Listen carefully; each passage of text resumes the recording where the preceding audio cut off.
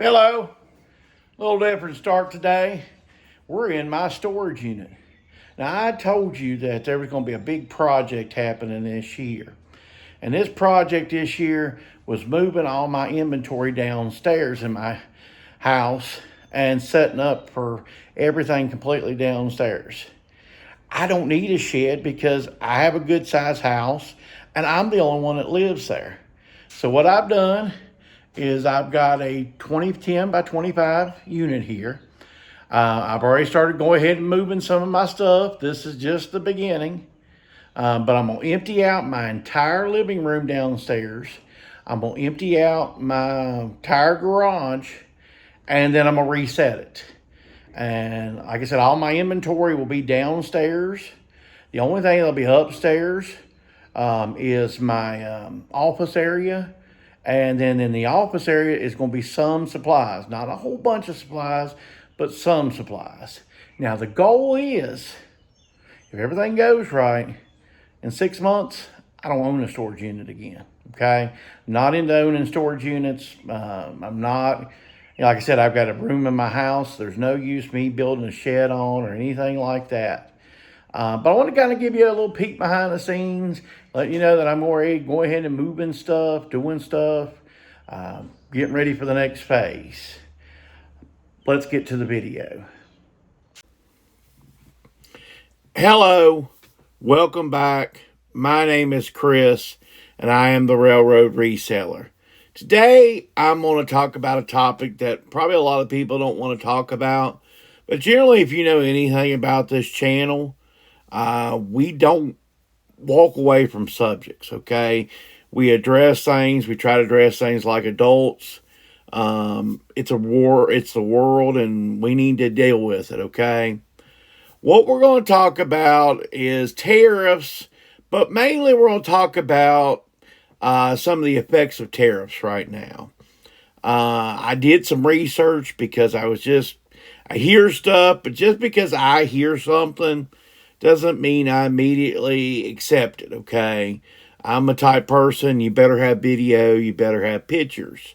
If you don't have video, if you don't have pictures, if I'm not seeing the whole story, I don't believe it. I don't believe you. And it doesn't mean, it doesn't mean that it isn't credible. It doesn't mean I think you're a liar. It's just you need to do more research. So what I want to talk about is the ports are empty. Are they empty?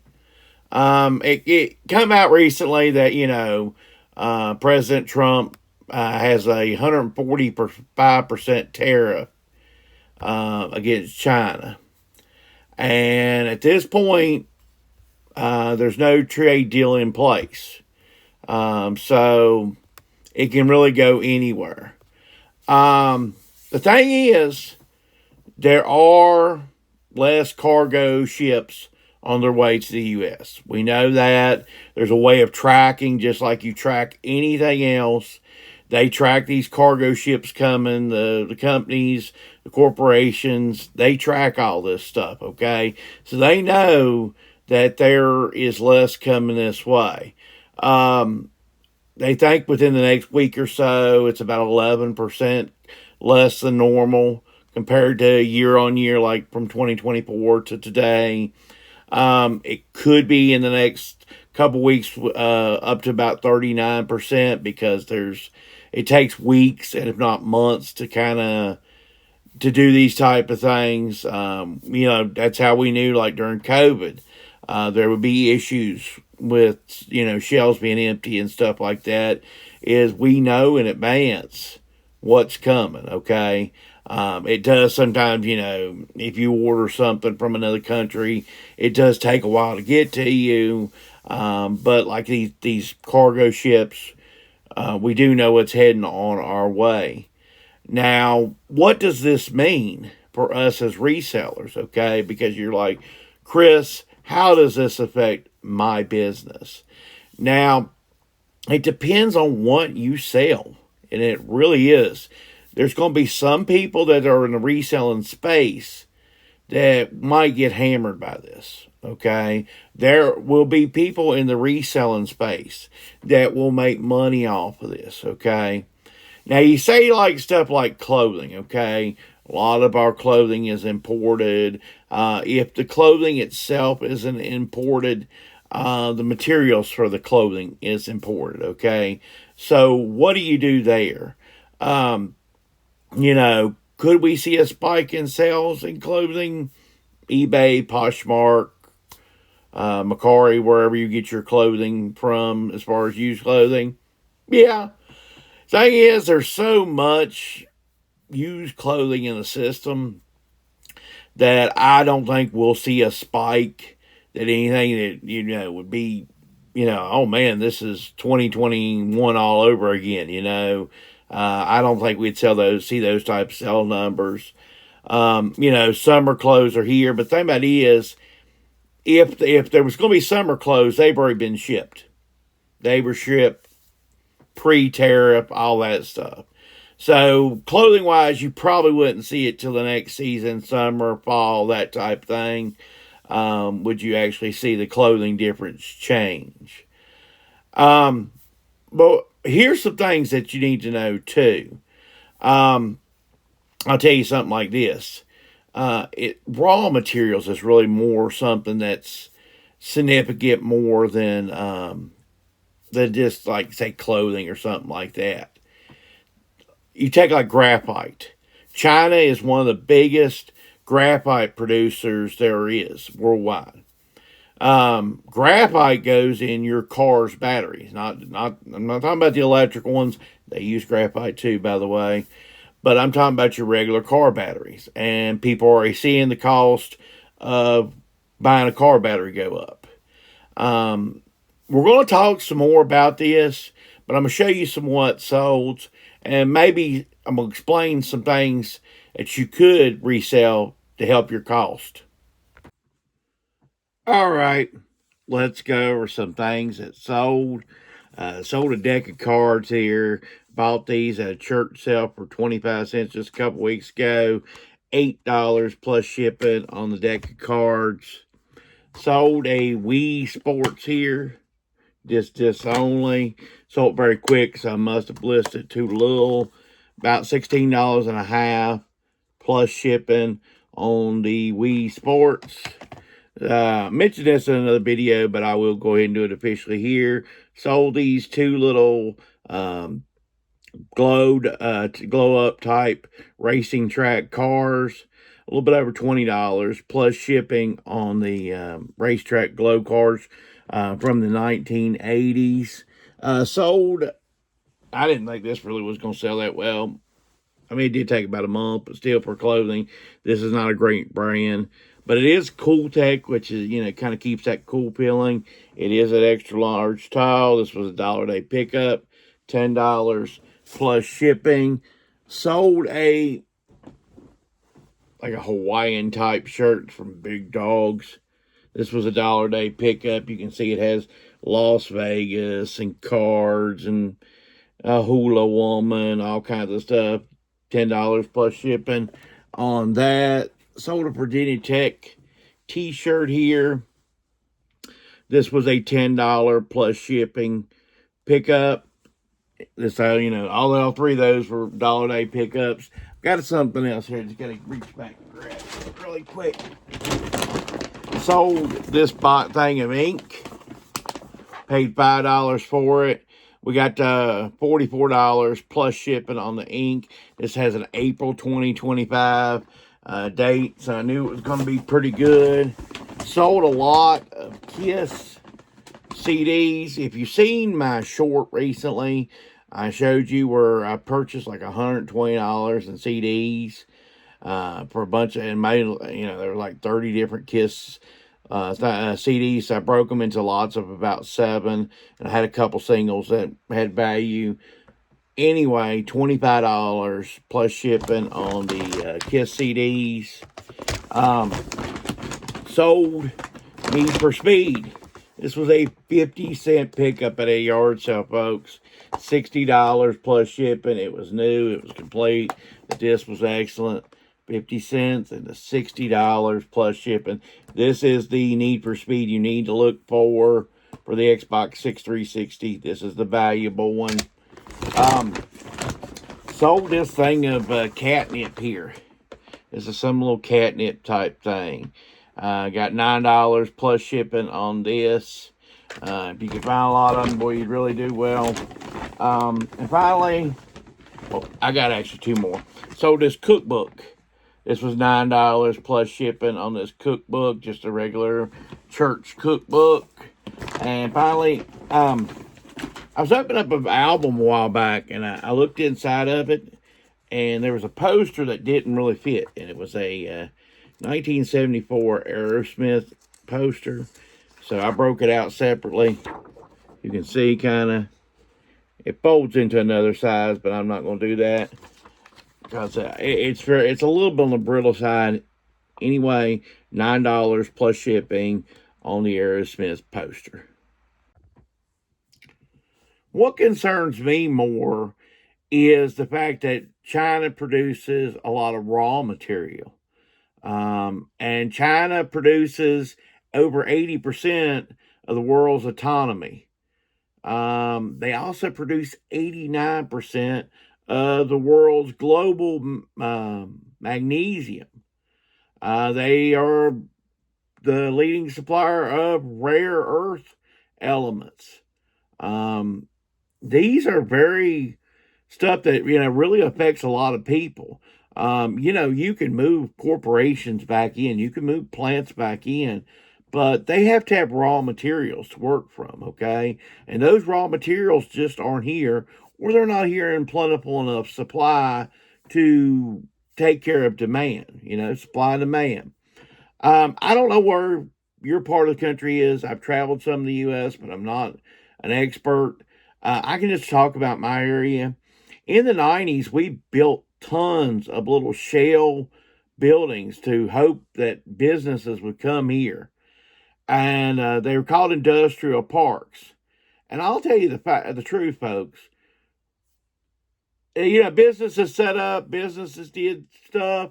They didn't pay the best wages. They didn't have the best benefits. And they didn't last but for a few years. So I don't really see a situation where a lot of corporations would see it profitable to move back into these shell buildings. Now, I don't know your area. You may not have all these shell buildings that I'm talking about, but there was a thing in Southwest Virginia in the 1990s that they had these industrial parks. They thought it was the greatest thing to create jobs. They built all these shell buildings, and a lot of these shell buildings to this day sit empty.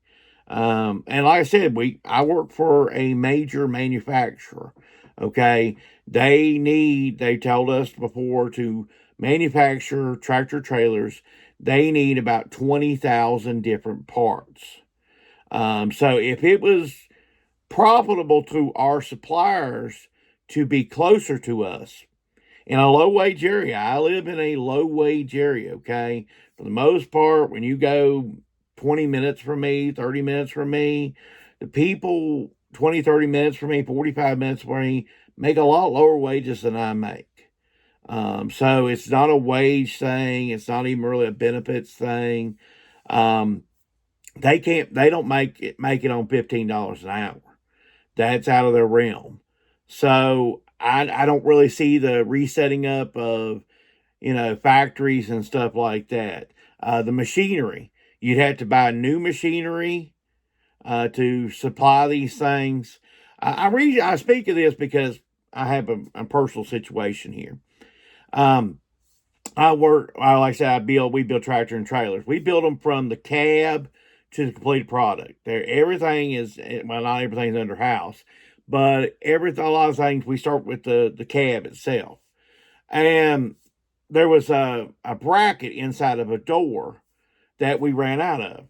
Our bracket supplier is in Sweden. Actually, all our sheet metal for the Volvo trucks is supplied in Sweden. Now you say, well, Chris, I didn't think Sweden was a cheap country, and it's not. But what has happened is this sheet metal place has been there for decades. The machinery has been in place for decades, okay? Now they've had to make adjustments to the machinery, this, that, and the other, but the initial cost has already been put out there. So now it's not as expensive. Back to the brackets, okay? So we run out of brackets. And I was like, they just told me, they said it's going to be a couple days. And so I do what I can. I'm just a little Peasley worker. I don't question stuff. So I get a call from my supervisor. Hey, the brackets are in. You need to haul them over there. So I go over there and I haul them over there, and the brackets are there, and they're building the doors with the brackets, and life is good. So I start talking to an engineer. An engineer's there, and he's making sure these brackets are going to work. And so I get to talking to him because I thought these were the brackets from Sweden. I thought maybe they'd flew them in because that's sometimes what they do. Even though it costs an arm and a leg, they'll fly them. And I was talking to him, and because, like I said, he had to make sure these brackets work. And I said, so what's the deal with these brackets? He said, well, these come from North Carolina. And I said, oh, great. I said, I'm thinking immediately, American jobs, America, we can do this here.